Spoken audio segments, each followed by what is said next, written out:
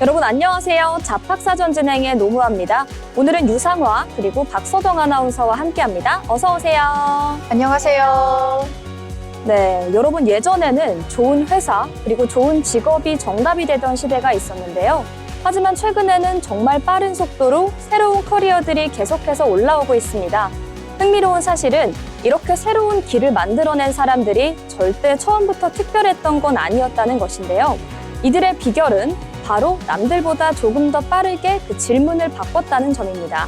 오늘 잡학사전에서는 새로운 커리어의 길을 개척하기 위해선 우리가 어떤 질문을 던져보면 좋을지 그 비밀에 대한 이야기를 자세히 다뤄보도록 하겠습니다. 이럴 때일수록 직업과 고용 소식들을 눈여겨서 보셔야겠죠. 먼저 관련된 주요 뉴스를 요약해드리는 헤드라인 브리핑 시간입니다. 첫 번째 소식입니다. 고용노동부가 중동전쟁에 따른 고용 충격에 대응하기 위해 비상대응 체계를 구축하고 본격적인 가동에 들어갔습니다. 김영훈 고용노동부 장관은 어제 1차 비상고용 노동상황 점검회의를 열고 청년과 비정규직, 지역 중소기업 노동자 등 취약계층이 위기의 가장 큰 피해자가 되진 않겠다는 계획을 밝혔는데요. 구체적으로는 고용과 체불 상황판을 마련해서 지역별 그리고 업종별 고용보험 피보험자 수와 구직급여의 신청 건수, 마지막으로 임금체불 상황 등을 주기적으로 모니터링하겠다는 방침을 밝혔습니다. 위기 징후가 발견되면 고용 유지의 지원금 그리고 직업훈련 등을 선제적으로 집중 지원한다는 방침입니다. 두 번째 소식입니다. 정부의 중장기 전략위원회에서는 AI 시대에 맞는 인재 양성과 지역 경쟁력의 강화 방안이 논의됐습니다.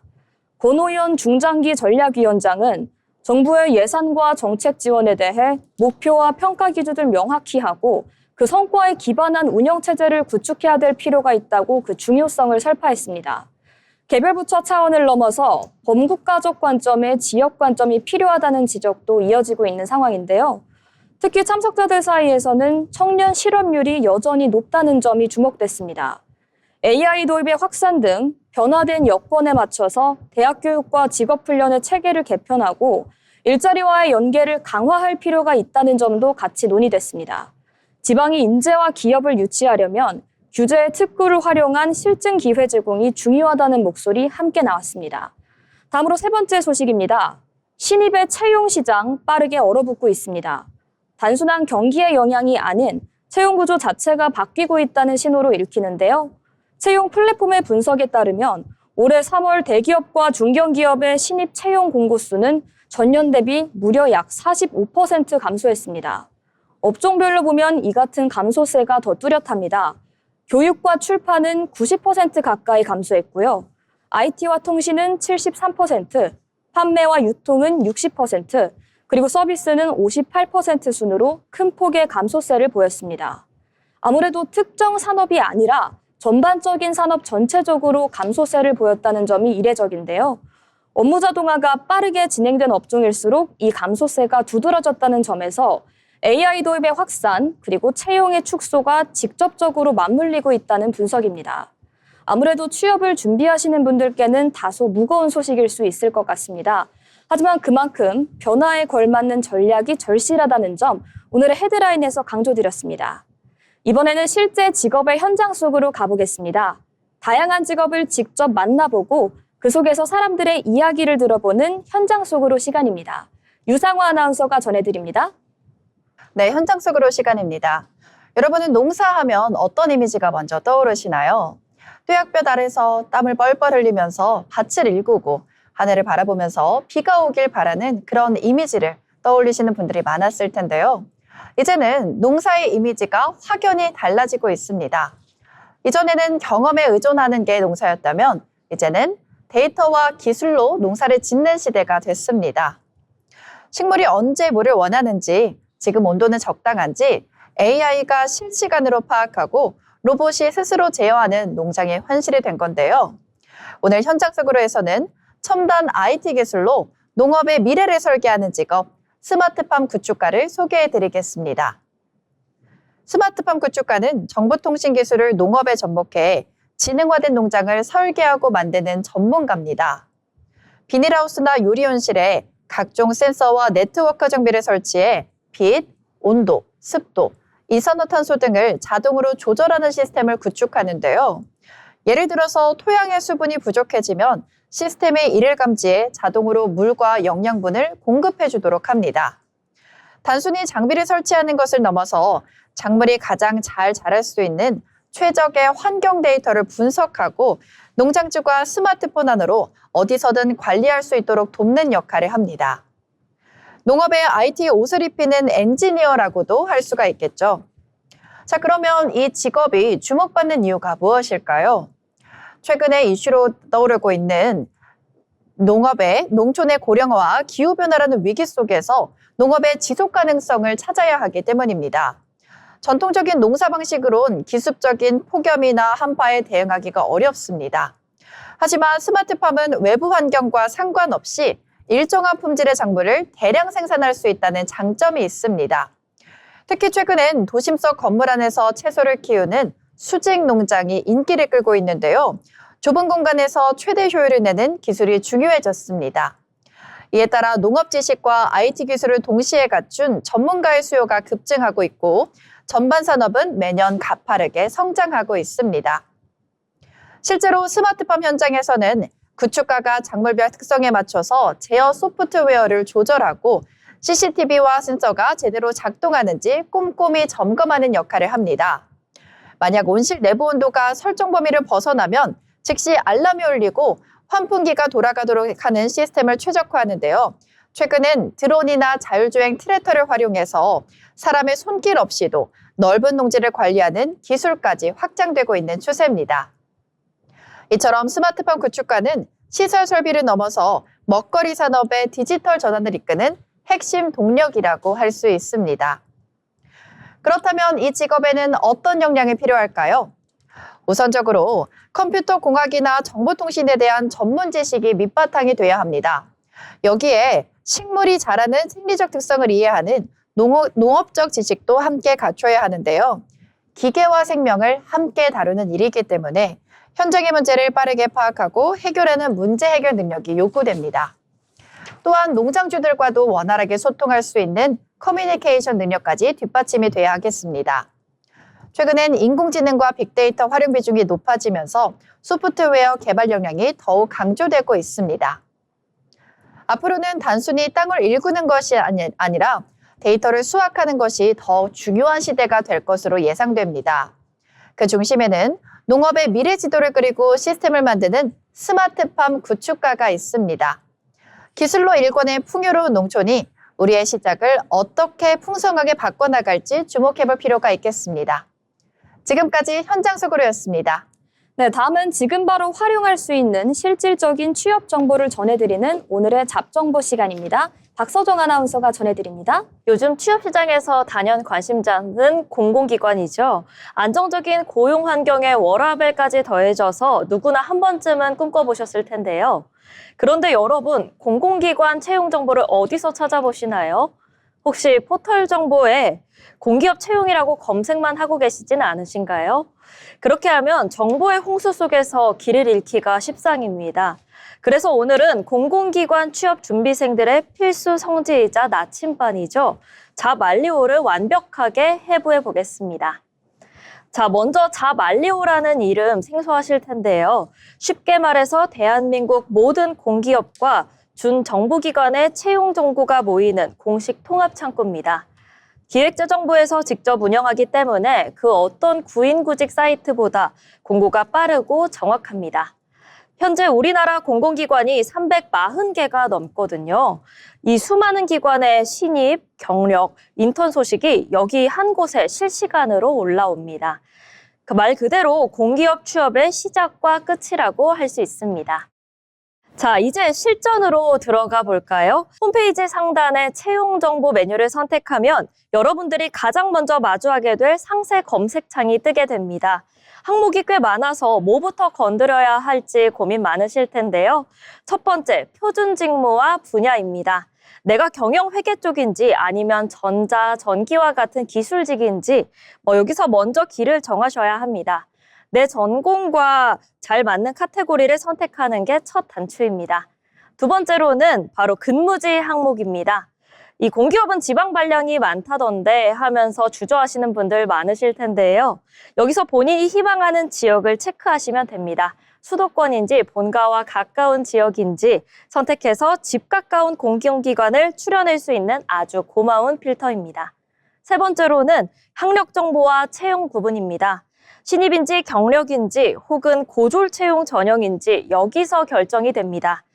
특히 요즘은 대체 인력 유무 항목도 눈여겨보셔야 하는데요. 경력을 쌓고 싶은 분들이라면 휴직 대체 인력 공고를 통해 공공기관 실무를 먼저 경험해 보는 것도 좋은 실무 경험이 되겠습니다. 마지막으로 기관 유형 필터. 본인이 선호하는 도메인을 여기서 선택하면 검색 결과가 나오게 되는데요. 자, 이렇게 필터를 다 설정하셨나요? 이제 하단의 검색 버튼을 누르기만 하면 됩니다. 수백 개의 공고 중에서 나에게 가장 필요한 정보만 남기는 법 정말 간단하죠? 자, 이제 여러분들이 가고 싶은 기관을 하나 골랐다고 가정해 보겠습니다. 클릭해서 들어오시면 기관별 주요 정보 홈페이지가 나오죠. 그런데 많은 분들이 여기서 이런 회사가 있구나 하고 그냥 넘어가시는 분들이 많습니다. 절대 그러시면 안 되고요. 이 페이지는 여러분의 자소서와 면접 답변을 채워줄 정답지나 다름이 없습니다. 먼저 조직도를 함께 살펴보시면 내가 지원하려는 부서가 이 기관 안에서 어떤 위치에 있는지, 어떤 팀들과 협업하는지 한눈에 볼 수 있습니다. 면접에서 입사 후 포부를 물어볼 때 구체적인 부서 명칭을 언급하면서 시나리오를 말한다면 면접관들이 준비된 인재라고 생각할 수밖에 없겠죠? 그 다음에는 경영 목표와 전략도 살펴볼 수 있습니다. 이 공공기관은 국가의 목적에 따라서 움직이게 되는데요. 이 기관이 무엇을 가장 중요하게 생각하는지 이 전략 탭에 다 적혀 있습니다. 나는 이 기관에 이런 목표를 달성하는 데 기여하겠다. 이 문장 하나가 자소서의 품격을 바꿀 수 있습니다. 마지막으로 주요 기능과 역할 페이지인데요. 간혹 공공기관 이름을 보고 대충 이런 일을 하겠지라고 짐작만 하실 텐데 하지만 실제 수행하는 업무는 생각보다 더욱더 구체적입니다. 내가 가진 역량이 이 주요 기능 중 어디에 사용이 될지 매칭해 보는 시간 이 페이지에서 꼭 챙겨가시길 바랍니다. 네, 자, 이제 여러분들이 가장 기다리셨던 시간입니다. 돈 이야기 안 할 수 없죠. 공공기관 연봉 대체 얼마야 하실 수 있을 텐데요. 잡 알리오의 진짜 매력은 바로 여기에 있습니다. 개별 채용 공고를 클릭해서 상세 페이지로 들어가 보시면 화면 상단이나 우측에 작지만 소중한 버튼 하나가 보입니다. 이게 바로 급여 정보 버튼인데요. 클릭해보면 해당 공고에 해당하는 신입사원 초임이나 평균 보수가 팝업 창으로 상세하게 나타나고 있습니다. 단순히 많이 준다더라 같은 카더라 통신이 아니라 정부가 공인한 실제 숫자를 내 눈으로 직접 확인할 수 있습니다. 내가 지원할 곳의 대우가 어느 정도인지 알고 나면 공부할 의욕이 불타오르지 않겠어요? 공고마다 급여가 조금씩 다를 수 있으니까 지원 버튼을 누르기 전에 이 급여 정보 버튼 꼭 한번 눌러보시길 바랍니다. 급여 정보를 보실 때 팁을 하나 더 드리자면요. 단순히 합계 금액만 보시지 마시고 기본급은 얼마인지 수당은 얼마인지 체크해 보시길 바랍니다. 공공기관보다 급여 체계가 조금씩 다르기 때문에 본인의 가치관에 맞는 곳을 선택하시면 좋겠습니다. 취업은 결국 누가 더 양질의 정보를 먼저 선점하느냐에 따라 승패가 갈립니다. 오늘 제가 알려드린 잡 알리오 활용법, 지금 바로 실행에 옮겨보시는 건 어떨까요? 막막하게 느껴졌던 공기업 취업의 문턱, 잡 알리오와 함께라면 분명 넘으실 수 있을 겁니다. 지금까지 잡정보였습니다. 네, 소개해주신 잡 알리오를 잘만 활용한다면 이 복잡한 직업과 커리어의 시대도 잘 헤쳐나갈 수 있을 것 같다. 이런 긍정적인 기대감이 풍겨오는데요. 네, 세상에는 아직 우리가 잘 알지 못하는 다양한 직업들이 존재합니다. 새롭게 떠오르는 직업과 앞으로 주목해야 할 미래의 직종을 살펴보는 시간, 직업의 세계에서 강소희 아나운서가 전해드립니다. 세상의 다양한 직업을 알아보는 직업의 세계 시간입니다. 데이터가 곧 경쟁력이다. 이 말은 기업을 넘어 이제는 개인의 생존 전략으로까지 확장되고 있습니다. 디지털 환경이 빠르게 변화하면서 정보를 얼마나 많이 가지고 있느냐보다 그 정보를 어떻게 활용하느냐가 더 중요한 시대가 되고 있습니다. 이러한 시대 속 오늘 AI 데이터 큐레이터에 대해 알아보겠습니다. 특히 인공지능 기술이 빠르게 발전하면서 데이터의 중요성은 더욱 커지고 있는데요. AI는 스스로 생각하는 것이 아니라 학습한 데이터를 기반으로 판단을 내리기 때문에 어떤 데이터를 입력하느냐에 따라 결과의 정확도가 크게 달라지게 됩니다. 하지만 아무리 많은 데이터가 있어도 정확하게 정리되지 않거나 오류가 포함되어 있으면 활용도는 떨어질 수밖에 없습니다.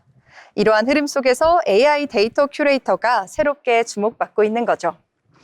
AI 데이터 큐레이터는 인공지능이 학습할 수 있도록 데이터를 수집하고 정제하며 의미 있는 형태로 가공하는 역할을 맡고 있습니다. 단순히 데이터를 모으는 것이 아니라 불필요한 정보는 걷어내고 오류를 수정하며 맥락에 맞게 구조화하는 것이 핵심입니다. 예를 들어 이미지 인식 AI를 개발하는 경우 수많은 이미지에 사람, 자동차, 동물과 같은 정확한 정보를 붙이는 라벨링 작업이 필요합니다. 또 음성인식 AI 경우 다양한 발음과 억양을 반영한 데이터를 구축해야 보다 정확한 결과를 만들어낼 수 있습니다. 이처럼 AI 데이터 큐레이터는 인공지능이 올바르게 학습할 수 있도록 돕는 기초 데이터를 만드는 역할을 하며 AI 성능을 좌우하는 핵심 직무라고 볼 수 있겠습니다. 이 직업은 별도의 자격증이 필수는 아닙니다. 데이터를 이해하는 능력과 꼼꼼함, 그리고 정확하게 정보를 전달하는 능력이 중요합니다. 또한 반복적인 작업 속에서 오류를 찾아내는 집중력과 문제를 해결하는 사고력 역시 중요합니다. 최근에는 여기에 더해 기초적인 데이터 활용 능력이나 AI에 대한 이해를 갖춘 인재가 더 높은 경쟁력을 갖고 있습니다. AI 산업이 확대되면서 데이터를 관리하고 가공하는 역할의 수요도 지속적으로 증가하고 있는데요. 경험을 쌓으면 데이터 분석가나 AI 기획자 등으로 커리어를 확장할 수 있다는 점도 이 직업의 큰 장점입니다. 기술이 발전할수록 데이터의 중요성은 더욱 커지고 있습니다. 지금까지 직업의 세계였습니다. 이번 시간은 일에 대한 다양한 이야기 나눠보는 잡토크 시간입니다. 최근에 워라밸이라는 말이 익숙해진 만큼 반대로 번아웃을 호소하는 직장인들도 크게 늘어나고 있는 상황인데요. 특히 MZ세대를 중심으로 조용한 퇴사, 갓생처럼 상반되는 키워드가 동시에 유행하면서 일과 삶 사이의 균형을 어떻게 잡으면 좋을지 관련된 고민은 깊어지고 있는 상황입니다. 오늘 토론에서는 번아웃의 원인은 무엇이고 지속 가능한 커리어를 위해 우리는 어떤 전략을 가져야 될지 이에 대해서 이야기해 보도록 하겠습니다. 먼저 유상화 아나운서의 의견이 궁금한데요. 네, 먼저 번아웃에 대해서 개인적인 체력의 문제가 아니라 구조적인 원인이 있다는 점을 세 가지로 나눠서 말씀드려 보겠습니다. 먼저 경계 없는 업무 환경입니다. 스마트폰과 메신저가 발달을 하면서 퇴근 이후에도 업무 연락을 받는 문화가 생겼는데요. 물리적으로는 퇴근했지만 심리적으로는 여전히 일터에 있는 상태가 반복되면서 회복의 시간을 확보하지 못하는 경우가 많아지고 있습니다.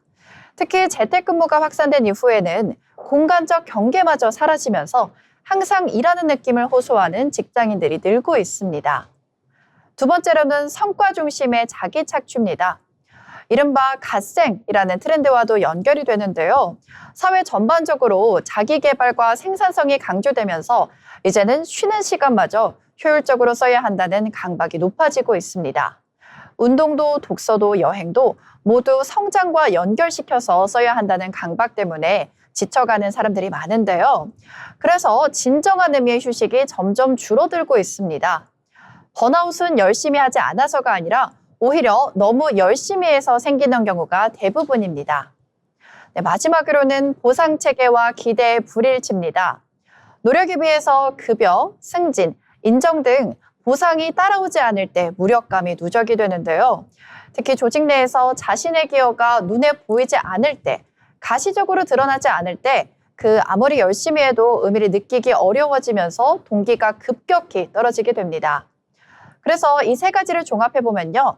번아웃은 게으른 사람에게 오는 것이 아니라 성실한 사람에게 더 자주 찾아온다는 점을 알고 대비하시면 좋겠습니다. 네, 이 세 가지 이슈에 대해서 잘 짚어주셨는데요. 얘기를 들어보니 번아웃은 단순한 개인의 의지 문제는 아닌 것 같습니다. 오히려 환경과 구조의 문제라는 점을 잘 분석해 주신 점이 굉장히 인상 깊었는데요. 이어서 박서정 아나운서의 의견도 한번 들어보겠습니다. 네, 저는 번아웃을 예방하고 지속 가능한 커리어를 만들기 위한 전략을 3가지 키워드로 나눠서 설명할 수 있습니다. 먼저 의도적 비효율의 시간 확보인데요. 모든 시간을 생산적으로 쓰려는 태도가 오히려 소진을 앞당길 수 있다는 것입니다. 아무 목적 없이 산책을 하거나 결과물 없이 취미에 몰두하는 시간이 늘어난다면 실제로는 창의력과 회복력의 원천이 됩니다. 최근 심리학 연구에서도 의도적으로 비생산적인 시간을 보낸 그룹이 업무 몰입도와 만족도에서 더 높은 수치를 보였다는 결과가 나오고 있습니다. 효율을 잠시 내려놓는 것이 장기적으로는 가장 효율적인 선택일 수 있습니다. 두 번째로는 커리어 정체성의 분산입니다. 하나의 직함이나 직장에 자기 정체성 전부를 올려놓게 된다면 그 자리가 흔들릴 때 나 자신 전체가 흔들리게 됩니다. 본업 외에도 작은 프로젝트, 커뮤니티 활동, 부업 등 정체성의 축을 여러 개를 만들게 된다면 한쪽에서 어려움이 생겨도 전체가 무너지지는 않는 건데요. 이것은 단순한 투잡의 개념이 아니라 심리적인 안전망을 만드는 과정이라고 볼 수 있습니다. 세 번째로는 기준의 내재화입니다. SNS와 미디어를 통해서 타인의 성공 사례가 끊임없이 노출되면서 자신만의 속도와 방향을 잃어버리는 경우가 많습니다. 남들이 정한 성공의 기준이 아니라 스스로 나에게 충분한 상태를 정의할 수 있어야 합니다. 어떤 수준의 성과에서 만족할 것인지, 어느 정도의 여유가 나에게 필요한 것인지 스스로를 설정하는 것이 결국 번아웃을 막는 가장 근본적인 방법이 됩니다. 결국 오래 달리는 사람이 이기는 시기이기 때문에 속도보다 방향, 지속 가능성에 집중하는 것이 중요하다고 생각합니다. 네, 이렇게 두 분의 이야기를 종합해보면 공통적으로 떠오르는 부분이 있는데요. 번아웃의 원인을 개인 탓으로 돌리지 않는 점, 그리고 쉼의 가치를 재발견하는 점, 그리고 자기만의 기준으로 커리어를 설계하는 것까지 이렇게 서로 다른 관점이지만 결국 이것들은 지속 가능성이라는 하나의 방향을 가리키고 있습니다. 특히 빠르게 성장해야 된다는 압박을 받고 있는 요즘 사회에서 오히려 천천히 가도 괜찮다는 메시지가 여러분에게 위로가 되었을 것 같은데요. 일과 삶 사이에서 균형을 고민하시는 분들께 오늘의 잡토크가 작은 위로가 되었으면 좋겠습니다. 지금까지 잡토크였습니다.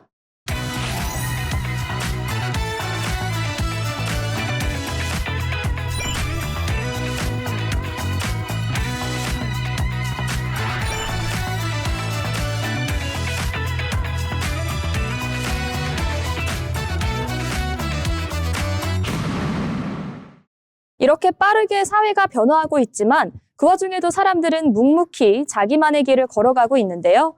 평범하지만 특별한 일하는 사람들의 이야기, 자빈 스토리를 조승희 아나운서가 전해드립니다. 다양한 사람들의 삶과 직업을 통해 이야기를 전달해드리는 시간, 자빈 스토리입니다. 좋아하는 일을 직업으로 삼는 건 우리는 흔히 이상적이다라고 말합니다. 하지만 현실에서는 안정적인 길을 포기해야 하는 선택이기도 한데요. 오늘은 그 선택을 현실에서 직접 해낸 사람을 소개합니다. 글로벌 숙박 플랫폼 에어비앤비를 이끄는 브라이언 체스키입니다. 그는 원래 디자이너였습니다. 안정적인 직장을 다니던 것도 아니었고 충분한 자본이 있었던 것도 아니었습니다. 오히려 집세를 내지 못할 만큼 경제적으로 어려운 상황에 놓여 있었는데요. 플랫폼 비즈니스는 단순히 서비스를 만드는 일이 아닙니다. 사람과 사람을 연결하는 구조, 신뢰를 만들어내는 시스템, 그리고 수익이 흐르는 방식까지 함께 설계해야 하는 산업입니다. 그래서 이 직업은 아이디어뿐 아니라 기술과 데이터, 비즈니스 감각이 동시에 필요한 일입니다. 그의 인생을 바꾼 건 거창한 계획이 아니었습니다.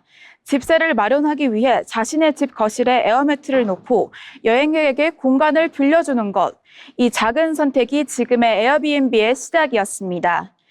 하지만 시작은 쉽지 않았습니다. 투자도 받지 못했고 수익도 거의 없었습니다. 생활비를 마련하기 위해 시리얼을 만들어 팔며 버텨야 했던 시간, 이 시기는 단순한 어려움이 아니라 이 길을 계속할 수 있을지를 스스로에게 묻는 과정이었습니다. 이후 투자 유치에 성공하면서 사업은 조금씩 자리를 잡기 시작합니다. 그리고 그 순간부터 에어비앤비는 아이디어를 넘어 하나의 산업으로 성장합니다. 에어비앤비가 주목받는 이유는 단순한 숙박 서비스가 아니었습니다. 호텔이 아닌 개인의 공간을 여행지 선택을 바꾸며 새로운 시장을 만들어냈습니다. 이용자에게는 경험을, 호스트에게는 수익을 제공하는 완전히 다른 구조였습니다. 현재 에어비앤비는 전 세계 수백만 개의 숙소를 연결하며 글로벌 플랫폼으로 자리 잡았습니다. 하나의 선택이 하나의 산업을 만든 사례입니다. 그가 중요하게 생각한 것은 경험입니다. 단순히 머무는 공간이 아니라 사람과 지역을 연결하는 경험. 이것이 에어비앤비가 가진 핵심 가치입니다. 브라이언 체스키는 말합니다. 완벽한 준비보다 시작이 먼저다. 좋아하는 일을 선택하는 건 특별한 결심이 아니라 불확실함을 감당하는 선택입니다. 그리고 그 선택은 버티는 사람에게서 비로소 결과로 이어집니다. 지금까지 자빈 스토리였습니다. 경제의 변화는 일의 방식과 일자리의 모습에도 영향을 끼칩니다. 이번 시간에는 경제의 흐름을 통해 산업과 일터의 변화를 한번 다시 들여다보겠습니다. 경제로 보는 일터, 정유정 아나운서가 전해드립니다. 경제로 보는 일터입니다. 요즘 점심 드시고 확인하는 결제 알림톡. 무심코 넘기기엔 숫자 앞자리가 참 생경하셨죠? 장바구니의 절반 채우기도 겁나는 고물가 시대이지만 사실 진짜 무서운 건 따로 있습니다. 바로 우리 회사의 생명줄인 돈줄이 마르고 있다는 사실인데요. 오늘은 금리 인상이라는 거대한 파도가 어떻게 기업들의 투자 절벽을 만들고 우리의 일자리까지 위협하고 있는지 지금부터 자세히 짚어보겠습니다. 금리가 오른다는 건 그만큼 돈의 가치가 높아진다는 거죠. 이렇게 되면 투자자들은 굳이 위험을 무릅쓰고 기업에 투자할 이유가 없어집니다. 은행에만 넣어둬도 이자를 꼬박꼬박 주니까요. 시장의 돈이 기업을 떠나 안전한 금고로 숨어버리는 순간 우리 산업의 성장 엔진은 빨간불이 켜지게 됩니다. 모든 변화는 여기서부터 시작되는 겁니다. 실제로 지금 투자 시장은 꽁꽁 얼어붙어 있습니다. 잘 나가던 기업들조차 당장 내일의 운영비를 걱정해야 할 처지가 된 건데요. 상황이 이렇다 보니 무리한 확장은 멈추고 야심차게 준비하던 신규 서비스들도 줄줄이 잠정 보류가 되고 있습니다. 우리가 공들여 준비하던 프로젝트가 왜 갑자기 무산되는지 그 답은 바로 금리라는 거대한 흐름 속에 숨어 있는 겁니다. 돈줄이 마르면 기업은 가장 먼저 비용을 줄이려 하고 그 화살은 결국 사람으로 향하게 됩니다. 화려했던 채용 공고는 자취를 감추고 그 자리를 구조조정과 권고사직이라는 무거운 단어들이 채우게 되는데요. 어제까지 함께했던 동료가 짐을 싸거나 팀이 통째로 사라지는 살벌한 이 현장. 지금 우리 주변의 크고 작은 기업들에서 실제로 벌어지고 있는 일들입니다. 이것이 바로 고용 안파의 실체인 거죠. 금리 인상은 산업의 승자까지 바꿔놓습니다. 외형 성장에만 집중하던 기업들은 고전을 면치 못하는 반면 현금이 두둑한 기업들은 이 위기를 틈타 헐값에 나온 기술과 인력을 흡수하며 덩치를 키웁니다. 만약 지금 우리 회사가 유독 현금 흐름을 강조하거나 수익성 중심으로 전략을 바꿨다면요. 그건 이 거대한 산업 재편 속에서 살아남기 위한 필사적인 생존 전략이라고 보시면 됩니다. 이제는 얼마나 빨리 성장하느냐보다 얼마나 오래 버티느냐가 실력이 된 시대입니다. 회사는 더 이상 장밋빛 미래를 약속하지 않습니다. 당장 수익을 낼 수 있는 사업에 모든 화력을 집중하죠. 그래서 지금은 불필요한 군사를 빼고 내 업무의 핵심 가치를 스스로 증명해내야 합니다. 금리 인상이라는 거대한 파도, 우리가 막아설 순 없겠죠. 오늘따라 내 업무가 왜 이렇게 빡빡한지, 회사가 이토록 예민하게 구는 건지 그 이면의 흐름을 읽어내는 눈을 갖게 된다면 어떨까요? 비록 내 점심 메뉴가 무겁게 느껴지더라도 여러분의 마음만큼은 앞으로도 단단하게 챙기셨으면 좋겠습니다. 지금까지 경제로 보는 일터였습니다. 네, 이제 통계와 데이터를 통해 요즘 노동시장의 변화를 살펴보는 데이터로 보는 일터 시간입니다. 먼저 토론 시간인데요. 요즘 직장인들 사이에서 노트북 들고 바다 보러 가고 싶다는 말이 유행입니다. 사무실 책상이 아닌 탁 트인 휴양지에서 일한다면 우리의 업무 효율 과연 얼마나 달라질까요? 오늘의 주제는 일과 휴가의 합성어인 워케이션입니다. 최근 직장인 10명 중 8명 이상이 만족했다는 조사 결과와 함께 이 솔직한 이야기를 시작해 보겠습니다.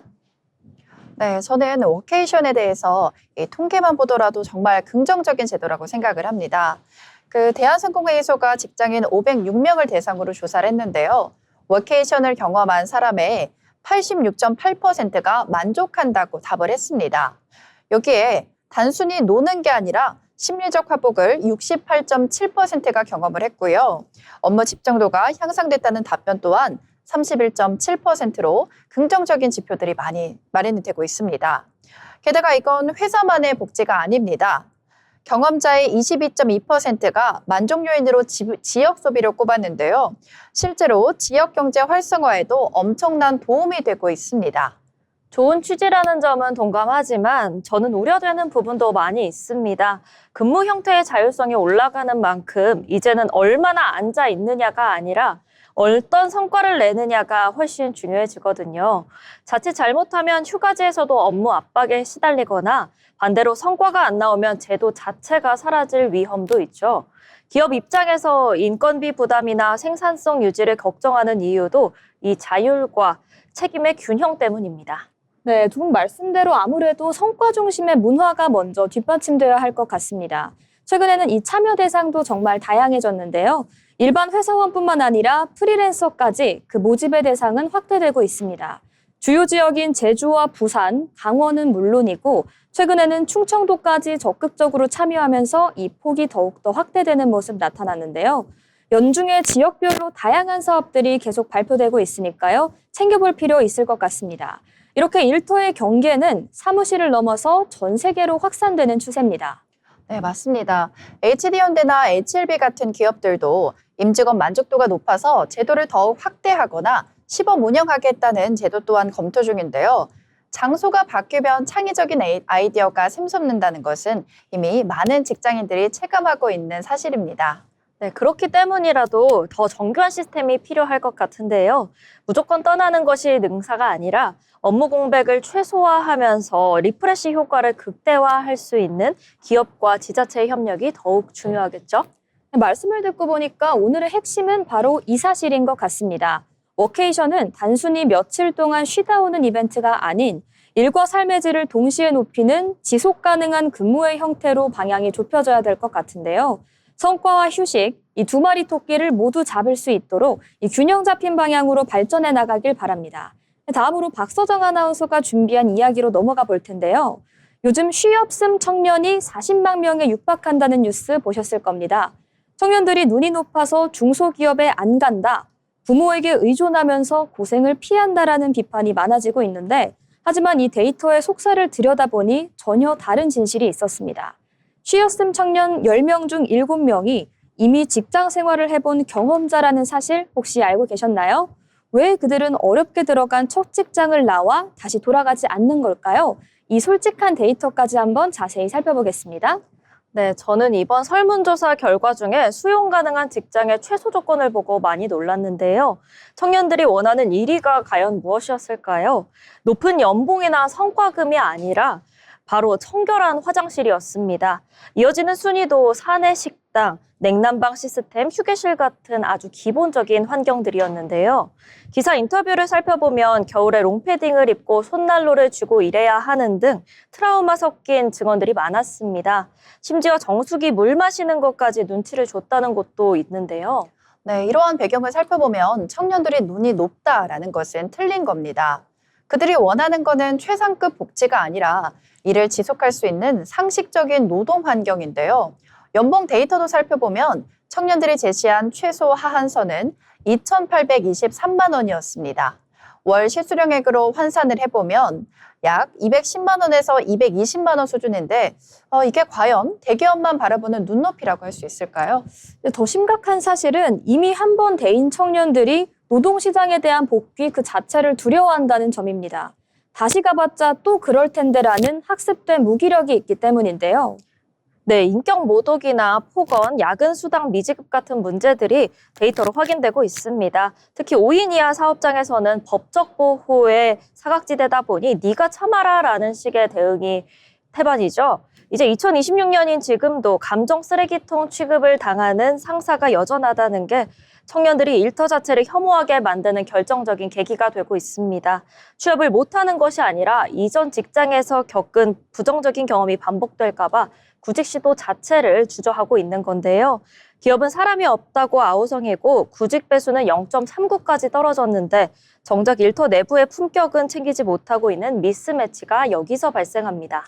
네, 그런데 기업의 입장도 한번 들어봐야 될 것 같긴 합니다. 한 인사 담당자는 셔틀버스나 구내식당 등의 인프라를 구축을 하고 싶어도 이 경영 환경상 어렵다는 문제를 털어놓더라고요. 네, 기업 환경이 어려운 건 사실이지만 구직자들의 목소리도 들어보셔야 합니다. 기업의 높아진 눈높이에 대해선 아무도 말하지 않는다는 겁니다. 최근에는 완벽한 스펙을 갖춰도 면접 기회조차 얻기 힘든 질적 채용 시대이기 때문인데요. 기업은 최고 사양의 인재를 원하면서 정작 제공하는 환경은 80년대 수준에 머물러 있다면 어떤 청년이 그 일터에 머물게 될까요? 그래서 이제는 정책의 패러다임이 바뀌어야 합니다. 단순히 일자리 개수를 늘리는 지원금 정책보다는 일자리의 하한선을 높이는 제도적 접근이 필요해 보입니다. 임금뿐만 아니라 안전, 근로, 시간, 그리고 최소한의 인권이 보장되는 일터를 지원하는 방향으로 가야 할 것 같습니다. 네, 오늘 이야기를 나누다 보니 명확해집니다. 청년들이 일터를 떠나는 것은 열정이 없어서가 아닙니다. 오히려 그 열정을 쏟을 만한 상식이 없었기 때문입니다. 네, 화장실 청결과 깨끗한 물, 인격적인 대우, 이 지극히 평범한 것들이 보장될 때 40만 청년들이 다시 일터로 돌아올 수 있을 겁니다. 견디는 것이 미덕인 시대는 지난 것 같은데요. 이제는 함께 성장할 수 있는 환경을 고민해야 할 때입니다.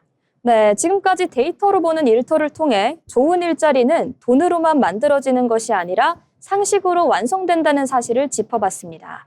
네, 그리고 취업을 준비할 때 중요한 것 중 하나는 바로 기업을 제대로 이해하는 것이겠죠. 기업의 특징과 산업 트렌드를 읽어보는 시간, 기업사전 고보경 아나운서가 준비했습니다.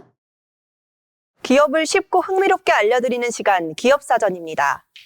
여러분은 현대자동차 하면 어떤 이미지가 가장 먼저 떠오르시나요? 아마 집 앞에 주차된 세단이나 도로 위를 달리는 SUV를 떠올리시는 분들이 많을 겁니다. 하지만 이제 현대차를 단순한 자동차 제조사로만 정의하기엔 좀 부족해 보입니다. 인공지능과 로보틱스, 그리고 하늘을 나는 모빌리티까지 최근 현대차 그룹의 행보는 전통 제조업을 넘어 미래기술 기업으로의 전환을 보여줍니다. 오늘은 하이테크 기업으로 변신하고 있는 현대자동차 그룹의 혁신적인 이야기를 함께 살펴보겠습니다. 최근 현대차 그룹 성적을 보면 흐름이 상당히 좋습니다. 지난해 연간 영업이익 20조 원을 돌파하며 역대 최대 실적을 냈는데요. 그 비결은 무엇일까요? 단순한 판매 증가만으로는 설명이 부족합니다. 핵심은 바로 포트폴리오의 변화입니다. 현대차는 내연기관 중심에서 벗어나 전기차와 하이브리드를 앞세운 전동화 전략을 강화하고 있습니다. 동시에 차량을 하나의 스마트 기기로 전환하는 소프트웨어 중심 모빌리티에도 힘을 쏟고 있습니다.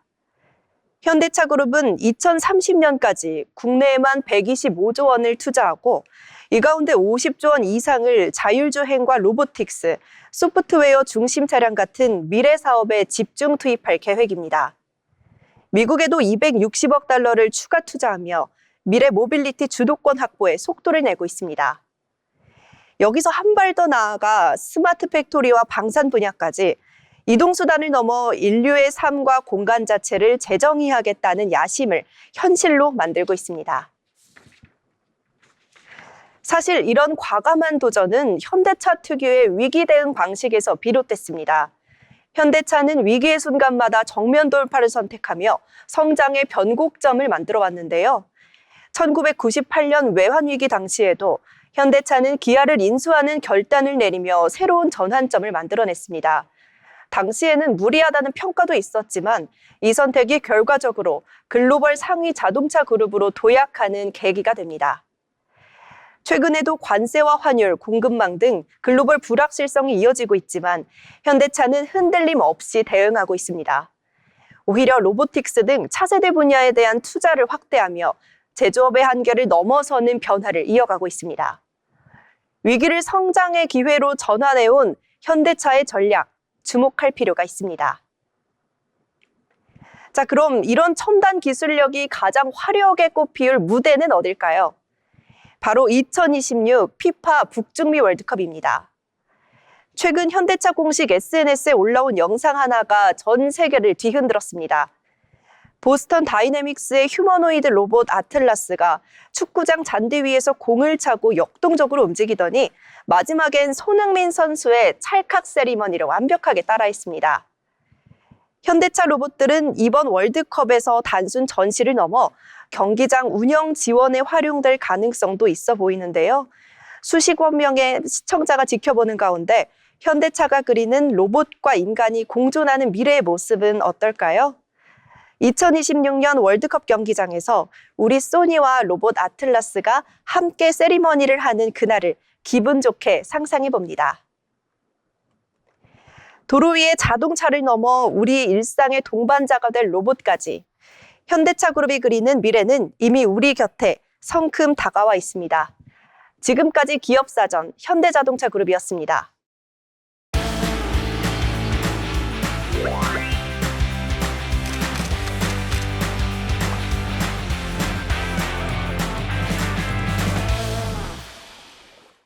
이번 시간은 전국에 가볼 만한 곳을 소개해드리는 어디 갈까 시간입니다. 노하늘 아나운서가 준비했습니다.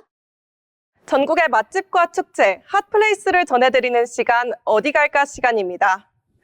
요즘 따뜻한 봄밤, 괜히 밖으로 나가 걷고 싶어지는 시간들 많으시죠? 그런데 만약 단순한 야경이 아니라 시간을 거슬러 걷는 밤이 있다면 어떨까요? 오늘 어디 갈까에서는 조선 왕실의 밤을 직접 체험할 수 있는 특별한 프로그램, 창덕궁 달빛기행을 소개해드리겠습니다. 고요한 궁궐과 달빛이 어우러지는 그 밤으로 지금 함께 떠나보시죠. 먼저 이곳은 유네스코 세계문화유산으로 지정된 창덕궁에서 진행됩니다. 창덕궁은 조선 왕들이 실제 가장 오래 머물렀던 궁궐로 자연과 건축이 조화를 이루는 자연형 궁궐로 유명한데요. 특히 달빛기행은 일반 관람이 끝난 이후 야간에만 특별히 개방되는 프로그램이라는 점에서 그 자체로도 특별한 경험입니다. 은은한 조명 아래에서 만나는 궁궐은 낮과는 전혀 다른 분위기를 보여주며 마치 조선의 밤속으로 들어가는 듯한 느낌을 전해줍니다. 달빛기행은 단순한 관람이 아니라 왕실의 하루를 따라가는 여정으로 구성되어 있습니다. 참가자들은 해설사의 안내를 따라 금천교를 시작으로 인정전, 희정당, 낙선제를 지나 후원으로 이어지는 길을 걷게 되는데요. 이 동선은 실제 왕이 이동하던 공간을 바탕으로 구성되어 궁궐의 구조와 의미를 자연스럽게 이해할 수 있도록 도와줍니다. 특히 후원, 즉 비원에서는 연못과 정자, 숲이 어우러지는 풍경 속에서 조선 왕실이 누렸던 자연 속 휴식을 직접 느껴보실 수 있습니다. 이 프로그램의 또 다른 매력은 궁궐 곳곳에서 펼쳐지는 전통 예술 공연입니다. 대금, 가야금과 같은 국악 연주와 전통 공연이 어우러지며 궁궐의 밤을 더욱 풍성하게 채워주는데요. 단순히 공연을 보는 것을 넘어 공간과 음악이 하나로 어우러지면서 마치 조선시대 연회에 초대된 듯한 몰입감을 느낄 수 있습니다. 여기에 왕실 컨셉트를 살린 체험 요소도 더해집니다. 참가자들에게는 전통 다과와 함께 궁중에서 즐기던 차 문화가 재현되는데요. 고즈넉한 궁궐 안에서 차 한 잔을 천천히 음미하는 시간은 이 프로그램의 하이라이트라고 할 수 있습니다. 짧지만 깊은 이 순간은 단순한 관광을 넘어 왕실의 밤을 체험하는 경험으로 기억되게 합니다. 또 하나 기억하셔야 할 점은 달빛기행이 철저한 예약제로 운영된다는 점입니다. 회차별 인원이 제한되어 있고 사전 예매를 통해서만 참여할 수 있기 때문에 매 시즌마다 빠르게 매진되는 경우가 많은데요. 4월 4일까지 당첨자 예매가 마감되고 6일부터 4녀석 예매가 시작되니 일정 참고하시면 되겠습니다. 특히 봄과 가을, 날씨가 좋은 시즌에만 진행되기 때문에 일정을 미리 확인하는 것이 중요하겠습니다. 오늘은 도심 속에서 가장 고요하고 특별한 밤을 만날 수 있는 창덕궁 달빛기행을 소개해드렸습니다. 복잡한 하루가 끝난 뒤 잠시 시간을 거슬러 조선의 밤을 걸어보고 싶다면 이번 봄 창덕궁의 달빛 아래로 떠나보시는 건 어떨까요? 지금까지 어디 갈까였습니다. 다음은 알아두면 쓸데있는 정보를 전해드리는 알쓸정 시간입니다. 하경란 아나운서가 준비했습니다. 알아두면 쓸데있는 정보 시간입니다. 최근 SK하이닉스와 삼성전자의 주가가 크게 출렁였는데요. 그 이유가 무엇인지 오늘 알아보겠습니다. 오늘은 최근 반도체를 흔든 변수 터보컨트 이슈를 중심으로 알아보려고 하는데요. 먼저 주가 흐름부터 짚겠습니다. 출발점은 3월 24일이었습니다. 이날 구글이 AI 메모리 압축 기술인 터보컨트를 공개한 건데요. 이후 시장은 기술이 메모리 반도체 수요를 줄일 수 있다는 생각에 민감하게 반응했습니다. 또 국내 증시에서는 삼성전자와 SK하이닉스가 3월 26일부터 4거래일 연속 약세를 보였는데요. 이 기간 삼성전자는 11.53%, SK하이닉스는 18.89% 하락했습니다. 미국 증시에서도 메모리 업체 마이크론이 3월 30일 하루 만에 9.88% 하락하는 등 관련 종목 전반에 조정이 나타났습니다. 특히 3월 30일에는 낙폭이 더 커지기도 했습니다. 이날은 중동 지역 긴장 고조에 따라 위험 회피 심리까지 겹치면서 국내 증시 전체까지 흔들린 날이었는데요. 삼성전자는 5.2%, SK하이닉스는 7.6% 하락한 날이었습니다. 터보컨트에 대한 우려와 시장 전반의 투자 심리 위축이 겹치면서 주가 변동성이 확대된 것으로 해석할 수 있습니다. 그런데 이 약세는 오래가지 않았는데요. 미국에서는 마이크론이 3월 31일 변등했고 국내에서는 4월 1일 삼성전자와 SK하이닉스가 각각 13.44%, 10.66% 상승했습니다. 급락했던 종목들이 하루 만에 상승세를 보였습니다. 그렇다면 시장을 크게 흔든 터보컨트는 무엇일까요? 이 부분 쉽게 설명해 드리겠습니다. 먼저 챗GPT 같은 생성형 AI는 질문을 대답하는 과정에서 앞서 오간 대화 내용, 또 필요한 정보와 질문의 맥락을 보고 잠시 저장해 두고 작업을 합니다. 그런데 사람들이 일을 할 때 책상 위에 메모를 여러 장 펼쳐두고 하나씩 참고하는 것과 비슷하다고 볼 수 있는데요. 질문이 길어지고 또 처리해야 할 정보가 많아질수록 이 메모도 많아지고 처리해야 할 정보도 늘어나는 겁니다. 이만큼 이에 이렇게 필요한 정보가 많을 때는 메모리가 더 필요해지는데요. 이때 구글이 공개한 터보컨트가 이 메모를 더 작고 효율적으로 공개할 수 있는 기술을 공개한 겁니다. 즉 AI가 같은 일을 하더라도 더 적은 메모리로 일을 할 수 있도록 만든 기술입니다. 기존에는 많은 데이터를 넓게 펼쳐놓고 일을 했다면 이제는 그 데이터를 더 압축해서 정리한 후에 비슷한 성능으로 활용하겠다는 계획인 건데요. 시장에서는 이 지점을 민감하게 받아들인 겁니다. 그래서 삼성전자와 SK하이닉스가 AI 수혜주로 평가받는 핵심 배경 가운데 하나가 AI 서버에 들어가는 고성능 메모리 수요입니다. 그런데 터보컨트가 등장하면서 투자자들은 앞으로 AI가 메모리를 덜 써도 된다면 고성능 메모리 수요가 줄어드는 게 아니냐 하는 우려를 제기한 겁니다. 주가가 먼저 급하게 반등한 이유도 여기에 있는데요. 하지만 이후에 시장의 해석이 달라졌습니다. 메모리를 덜 쓰게 되는 게 곧바로 메모리 반도체 수요 감소로 이어지는 건 아니라는 건데요. 오히려 AI를 운영하는 비용이 낮아지면 더 많은 기업이 AI를 도입할 수 있고 또 데이터 센터뿐 아니라 스마트폰, PC, 자동차, 로봇까지 더 다양한 기기와 서비스로 AI 활용이 확산될 수 있다는 분석이 나왔습니다. 한 번에 필요한 메모리 양은 줄어들어도 AI를 쓰는 곳 자체가 많아지면 전체 수요가 더 늘어날 수 있다는 논리입니다. 그래서 시장은 터보컨트를 단기 악재로만 보기보다는 AI 확산을 앞당길 수 있는 기술로 보기 시작한 겁니다. 여기에 메모리 가격 상승과 실적 기대도 주가 반등에 힘을 보탰는데요. 최근 증권가에서는 삼성전자와 SK하이닉스의 실적 전망을 비교적 긍정적으로 보고 있고 메모리 가격 흐름도 예상보다 견조하다는 평가를 하고 있습니다. SK하이닉스와 삼성전자의 주가를 뒤흔든 터보컨트에 대해 알아봤는데요. 이상 알쓸정 시간이었습니다. 네, 이렇게 알쓸정 시간을 통해 터보컨트에 대해서도 알아봤는데요. 오늘 잡학사전에서는 중동 전쟁발 고용 충격, 그리고 이로 인한 대응부터 채용 시장의 구조적 변화까지 한번 짚어봤습니다. 아무래도 스마트팜 구축가라는 새로운 직업과 공공기관 취업의 핵심 도구라고 할 수 있는 잡 알리오의 활용법 등 정말 다양한 이슈를 한 번에 전해드렸는데요. 언제나 저희와 함께 하시면서 일자리의 형태는 계속 바뀌고 있지만 변하지 않는 한 가지의 진실에 대한 진실을 짚어가셨으면 좋겠습니다. 변하지 않는 한 가지는 결국 자기만의 질문을 가진 사람은 그 자기만의 길을 만들어간다는 점이 아닐까 싶은데요. 오늘 전해드린 이야기들이 여러분의 내일을 준비하는 데 작은 힘이 되었으면 좋겠습니다. 지금까지 오늘의 잡학사전이었습니다. 함께해 주신 여러분 고맙습니다.